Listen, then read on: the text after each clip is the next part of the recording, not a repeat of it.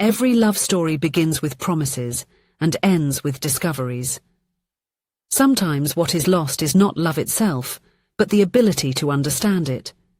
In this story, two hearts that once shared dreams, silences and miscommunications learn, belatedly, that love does not always speak loudly. Sometimes it whispers.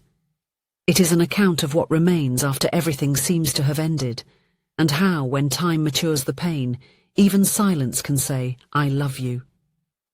Hello, my friends. I am Linda, and this is Linda Love Stories. I hope you enjoy this story.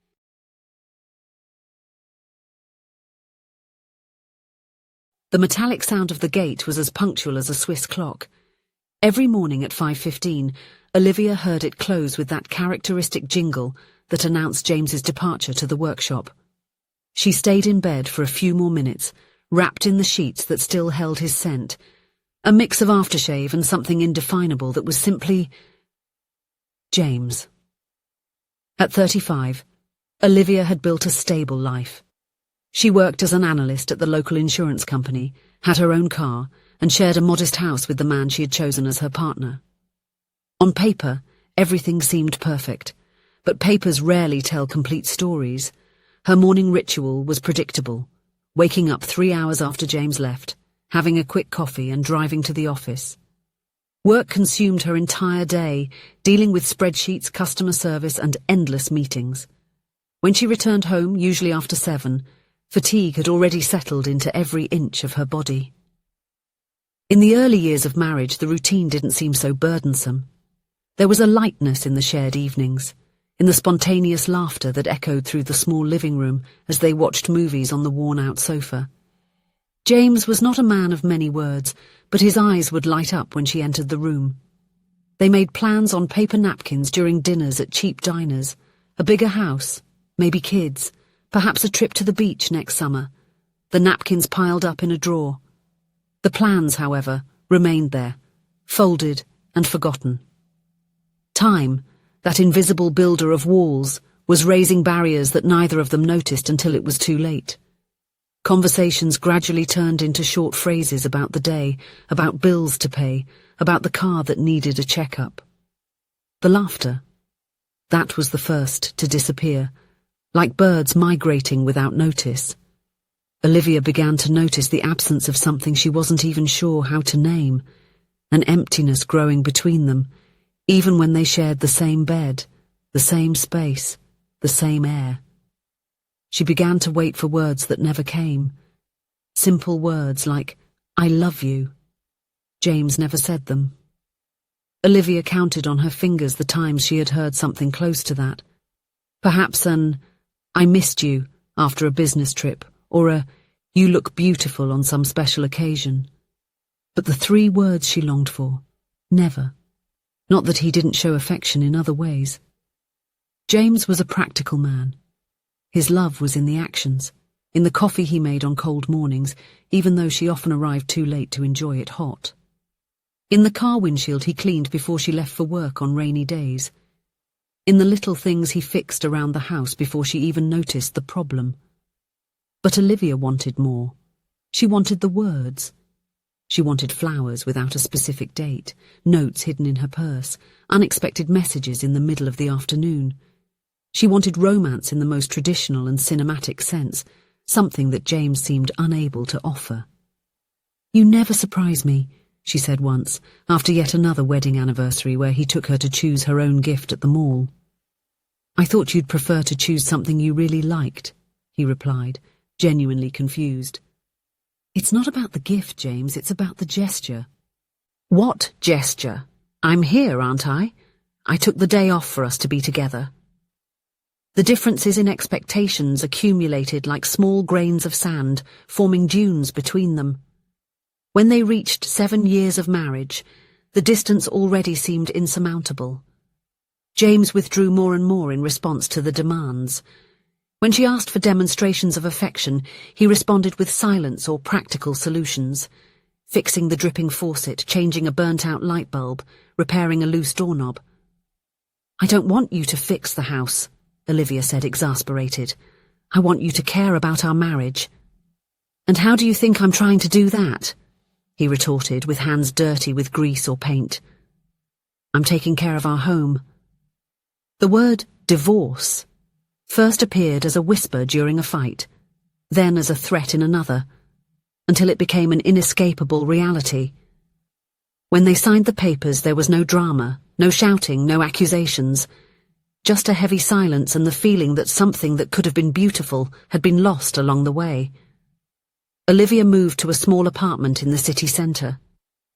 She redecorated the space with bright colours, bought plants, tried to create an environment free of memories. She changed her hairstyle, enrolled in dance classes, accepted invitations to go out with friends. But there were nights, many of them, when she found herself staring at the phone, almost expecting a call that would never come. Nights when the absence of James weighed more than his silent presence ever did. 2 years went by like this, in a constant attempt at rebuilding. Olivia was advancing professionally, making new friends. She even tried 1 or 2 dates that never went beyond the first dinner. Something always seemed to be missing, as if a part of her had been left behind, locked in that house with the noisy gate. It was Camilla, her colleague at work, who mentioned James casually during lunch. Did you see that your ex is dating? He posted some pictures yesterday. Olivia felt her stomach sink, but kept her face composed. No, I didn't see it. I don't follow him on social media anymore. But that mention was enough for her to type his name in the search bar when she got home. The profile was open, and there were the photos, James embracing a dark-haired woman with a wide smile. But what really hit her like a punch in the stomach was the caption, "With my love, you brought the light back into my life." Olivia stared at the screen, incredulous. Was it the same person? The same James who never managed to express his feelings during the years they were together? The man who preferred fixing an appliance over saying words of affection? In the following days, more photos appeared. James at a restaurant with his girlfriend writing, "My partner, my safe haven." James in a park. "There's no place I want to be other than by your side." James on what looked like a beach weekend. "You are the best gift life could give me." Each new post was like a sharp blade piercing something inside Olivia. The words she had long awaited, that she had silently begged for over the years, were now generously offered to someone else. Had she been the problem? Was there something about her that made it impossible for James to show love? The nights grew longer, filled with thoughts spinning like an uncontrollable carousel. She revisited every moment of the marriage, every argument, every silence, trying to understand where it all had fallen apart. And more, why did he seem so different now? For weeks, Olivia continued her daytime routine, pretending nothing had changed, while at night she allowed herself the small, self-destructive ritual of checking James's social media, counting the declarations, analysing the photos, torturing herself with comparisons. Until one day, as she looked at yet another photo of the smiling couple, something inside her broke, or perhaps finally reconnected. She realised she was hurting herself unnecessarily, feeding a wound that would never heal this way. With a deep sigh, she blocked his profile and turned off the phone. It was time to truly move on. The following months were ones of self-discovery. Olivia started therapy, dedicated herself to a photography project she had always postponed, and grew closer to her sister who lived in another city. Slowly, James's name ceased to be a constant presence in her thoughts, until on a Saturday afternoon, the phone rang. It was Helena, a mutual friend from her marriage days. "Hi, Liv, how are you?" "I'm good, Helena, and you?" "Everything's fine. Look, I'm calling because I thought you should know. James broke up with his girlfriend a few weeks ago." Olivia felt a confusing mix of emotions, surprise, an inexplicable twinge of satisfaction, immediately followed by guilt for feeling that way, and finally, curiosity. "Why did you think I should know this?" she asked, trying to keep her voice neutral. Helena hesitated. "Well, he doesn't seem well. And honestly, I think he never got over you." "Helena, I'm just saying that sometimes love doesn't die, Liv. It just gets lost along the way. And you two always seemed unfinished, you know? The conversation left Olivia uneasy. For days, she tried to ignore the urge to reach out to James, telling herself it was just curiosity, that it didn't mean anything. But the idea persisted, like a song we can't get out of our head. On a Wednesday morning, without much planning, Olivia drove to the workshop where James worked. She parked on the other side of the street and sat in the car for a few minutes, questioning her own sanity. What was she doing there? What did she expect to achieve? When she was about to start the car and leave, the workshop gate opened, that same metallic sound that filled her memories. And there he was, in the blue jumpsuit stained with grease, his hair a bit more grey at the temples, his face marked by the time that had passed. James saw her and froze momentarily. For a moment, Olivia thought about fleeing, but then he smiled. That subtle, almost shy smile she knew so well. He approached the car with hesitant steps. Olivia, what a surprise. Hi, James. An uncomfortable silence settled between them. There was so much to say, and at the same time words seemed insufficient. Are you okay? He finally asked. I am. And you? Surviving. He ran a hand through his hair, a nervous gesture Olivia remembered well. Do you want to have coffee one of these days, so we can talk? She nodded before she could think much about it. Sure. At the first meeting, in a neutral coffee shop far from places they used to go together, the conversation was superficial. They talked about work, about the weather, about mutual friends. It seemed as if both were dancing around what they really wanted to say. At the second coffee, a week later, something had changed. Perhaps the time to process the reunion, perhaps the familiarity that was slowly returning, or simply the exhaustion of keeping up appearances. Why did you seek me out, Olivia? James asked abruptly after the waitress brought their orders. She took a deep breath. It was now or never. I saw your posts with your girlfriend, ex-girlfriend now. James frowned, clearly not expecting that response. You declared your love for her publicly. You talked about how special she was, how she brightened your days, continued Olivia, feeling her voice tremble slightly. All those words I waited to hear for years, that I begged you to say. You easily offered them to her.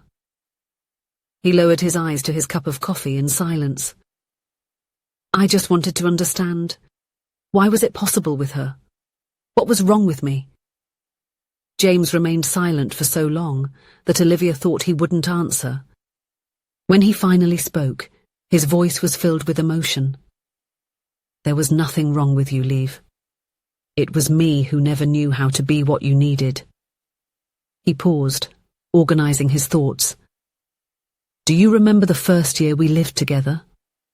I would wake up earlier and make coffee for you every day. Yes, I remember. And do you remember what used to happen with that coffee? Olivia thought for a moment, confused. I drank it when I woke up. No, Liv. You rarely drank it. You said it was already cold, or that you preferred to buy it on the way to work, or that you were late. After a few months I still made the coffee, but I knew you wouldn't drink it. Her face burned with the memory. It was true. She had forgotten about that. And the flowers I bought on your 29th birthday. You said you preferred plants that wouldn't die so quickly. The coat I chose for Christmas? You exchanged it for another model. Photos and declarations that I posted. You asked me to delete because you didn't like the photo or the words used. The ring for our 5-year wedding anniversary. You thought it was too much and never wore it. Each example was like a small revelation for Olivia. She had forgotten these moments, or perhaps had never seen them from his perspective. After so many failed attempts, I think I gave up. You always seemed dissatisfied with my displays of affection, so I started focusing on practical things, the things I knew how to do well, fixing things, solving concrete problems. But the words, James, why could you never say what you felt? He gave a sad smile. Because every time I tried a romantic gesture and saw the disappointment in your eyes, I felt inadequate. As if I would never be enough no matter what I did. The words got stuck in my throat. Olivia felt tears forming in her eyes. She had always imagined that James simply didn't care enough, that his love was cold or distant. She never considered that he might be as insecure as she was, as lost in communication as she herself was. And with her, with your ex-girlfriend? James sighed. After we broke up, I promised myself it would be different, that I would express my feelings openly, that I wouldn't hold anything back. I thought the problem was me, my inability to show affection. So when I met Mariana, I forced myself to be explicit, to say everything I felt. It seemed like it was working, Olivia commented, remembering the photos. On the surface, yes. But it wasn't real. They were words I was saying because I thought I should say them, not because they came naturally. In the end, she realized that. She said it seemed like I was trying to convince myself, not her. Silence fell between them again. But now it was different. It was not a silence of absence, but of presence, of truths being revealed, of understanding slowly emerging. I think we were both wrong, Olivia finally said. I was so focused on what you didn't give me that I never appreciated what you did offer. And I gave up too easily, he completed. Instead of talking about how I felt, I withdrew. I built my own wall. That conversation didn't solve everything, but it opened a door. In the following months, they met several times, for lunches, walks in the park, an occasional movie session. It wasn't a formal reconciliation, nor a desperate attempt to rekindle what had faded. It was something more subtle, a mutual recognition, a rediscovery. Olivia began to notice things in James that she had forgotten, how he always arrived a few minutes early, how he listened attentively when she spoke, how his eyes lit up when she laughed. James, in turn, found in Olivia a different woman, more patient, more attentive to small displays of affection, less tied to idealized romantic expectations. One Sunday afternoon, almost a year after that first reunion at the workshop, Olivia arrived home after spending the day out and found James at her apartment door. He was holding a small package in his hands. "Sorry for showing up unannounced," he said, nervous. "But I found this today while sorting through some old boxes and thought you should see it." Intrigued, Olivia opened the package right there in the hallway. Inside was a small wooden box, the kind used for storing jewellery. When she opened it, she found dozens of small folded papers. She pulled one out and unfolded it. It was a paper napkin, yellowed with age, written in James's handwriting. "Reasons why I love Olivia. Bubba 1. The way she furrows her brow when she's concentrated." Confused, she opened another paper. "Reasons why I love Olivia. Button 17. She always sings in the shower, even off-key." And another one. "Reasons why I love Olivia. 34. Her compassion for others, even strangers." Her hands trembled as she looked at James, questioning. "I wrote one every day at the start of our marriage," he explained, his voice low. "I never had the courage to show it. I thought you would find it silly or insufficient, so I kept them in a box. I planned to give them to you on some special occasion. But then, well, you know what happened." Olivia felt the tears flow freely down her face as she held those small testimonies of a love that had always been there, just expressed in a way she couldn't recognize. "You loved me," she whispered, not as a question, but as a realization. "Always," James replied simply. In that moment, something healed between them. It wasn't a magical return to the past, nor an erasure of the pains experienced. It was the beginning of something new, built on the foundations of what they had learned, about themselves, about each other, about the many languages of love. A few weeks later, on a cold winter morning, Olivia woke up to the smell of freshly brewed coffee. She found James in the small kitchen of the apartment, placing toast on a plate. "Good morning," he said, with that subtle smile she now understood to be one of his most sincere ways of showing happiness. "Good morning," she replied, accepting the cup he offered. There were no flowers on the table, no elaborate cards, no grand declarations. Just the hot coffee, the simple toast, and the calm presence of someone who loved her, not with rehearsed words for social media, but with everyday gestures, with attentive listening, with respect for differences. Olivia smiled when she realized that she finally understood the silent language of James's love, and he, in turn, was learning to translate his feelings into words when necessary, without forcing what was not natural. Love, they discovered together, does not need to follow a predetermined script. It finds its own path, its own expression. And when there is mutual understanding, even silence can be the most eloquent of declarations. If you enjoyed the story, please leave a comment with a rating from 1 to 5 to show how much you liked it. Also, watch the video that is now appearing on your screen. See you soon.